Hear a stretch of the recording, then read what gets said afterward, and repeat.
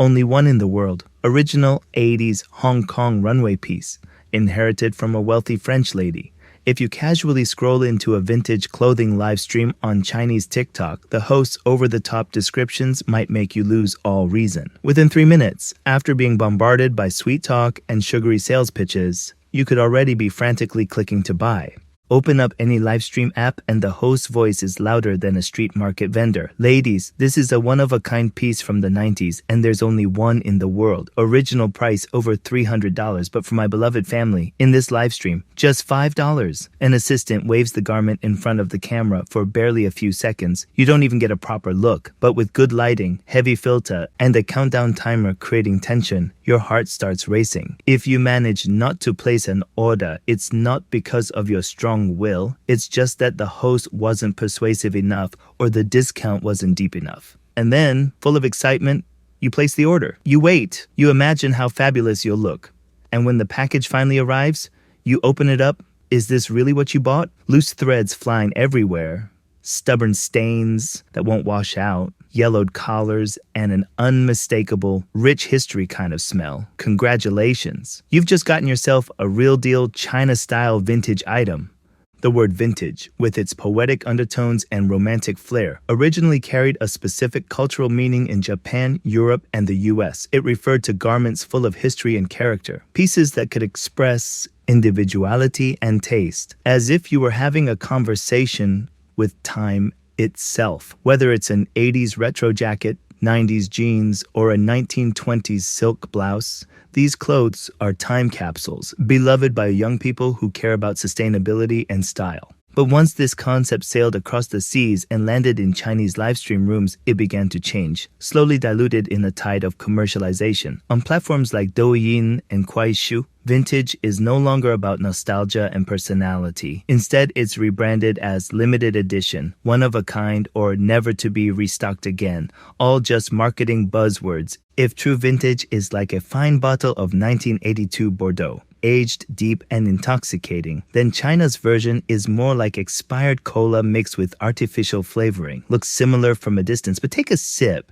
and you'll know instantly this is not the real deal. To be clear, vintage is great. It's all the rage among young people in the West, and Chinese youth love it too. On the streets, it's a must-have for trendsetters, and for artsy types, it's a sign of unique taste. These secondhand clothes bring a sense of novelty and difference. The problem starts when a cultural trend gets excessively commercialized, especially in a society grappling with trust issues and declining moral standards. It begins to rot, and instead of individuality and sustainability, you get a slightly disturbing vibe. These so-called vintage and one-of-a-kind secondhand clothes come from all kinds of sources. Think recycling centers, overseas bankrupt factory stockrooms, and, believe it or not, certain special facilities most people would never associate with fashion. Yes, you heard right. Clothes once worn in extremely private or sensitive environments, freshly off one chapter of life, might be reborn in your shopping cart the very next day. That's what we call efficiency with Chinese speed. Not just domestic items either. Sometimes they're imported. One commenter shared how her friend bought a Japanese high school uniform labeled as a rare find, only to discover a small Japanese card in the pocket. When someone translated it, it turned out to be personal closure documents. Another person showed a picture of a one-of-a-kind coat that came with a medical ID band inside. Imported, sure, but maybe not in the way you hope. So yeah, you might not just be wearing someone's life story, but you might be wearing their personal history too. Why are these still allowed to be sold? Simple. They're incredibly cheap, unbelievably cheap. According to insiders, many live streamers get their stock for as little as $0.07 per item and then resell them at huge markups. Some factory workers revealed that clothes from sensitive past owners are rarely wanted and are sold off to textile pickers for dirt cheap prices.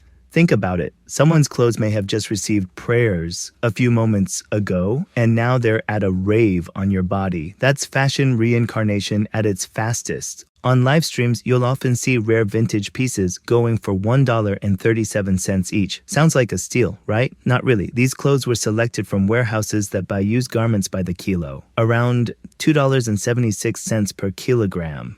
Sell just one, and you're already in the green. If the clothes were just old, that'd be one thing. It could still count as eco-friendly. But sadly, it doesn't stop there. Many sellers take these low-grade clothes to chaotic, unsanitary factories for reprocessing. These facilities handle literal tons of used clothes, often contaminated with bugs, feces, cigarette butts, mold, and mildew. The clothes are then dyed using the cheapest possible materials, often with toxic chemicals, with overpowering fake perfumes. Finally, they're tagged with shiny new labels and presented as fashion-forward pieces. What looks like it just came off the runway may have quite literally been pulled from a dumpster. And if you think this is just a niche problem in the vintage market, think again. It's only the tip of the iceberg in the world of Chinese live streaming. Terms like "dear family," "just for you," and "from my heart to yours" sound warm and personal. But in reality, they're just scripts. Beauty influencers passionately recommend products they'd never use. Supposed farmers live streaming in the fields are actually selling cold storage bulk goods from factories. Some even play the emotional card, a grieving man selling products while raising his child alone. Turns out the kid was rented and the late wife is a paid team member. At this point, it's no longer just good acting. It's a complete collapse of basic integrity. Live stream selling was supposed to be a good thing. It broke geographic boundaries, opened markets to small-town entrepreneurs, and gave everyone a voice. But in a society where honesty is scarce, where profit rules all, it's turned into a game of deception. Whoever lies better, acts harder, manipulates faster, wins. So if you ever unbox a rare, irreplaceable vintage item and catch a whiff of either harsh chemicals or something a little historical, don't be surprised. You didn't just buy a piece of clothing. You bought into an entire system, uniquely Chinese-style vintage experience. Because in a society where trust can't be guaranteed, no amount of tech innovation or sales volume can cover the truth. It's like one of those so-called rare pieces, flashy on the outside, but rotten within. All that glitters is not gold. And dancing in someone else's clothing, stitched with someone else's story, won't take you toward any kind of future worth celebrating.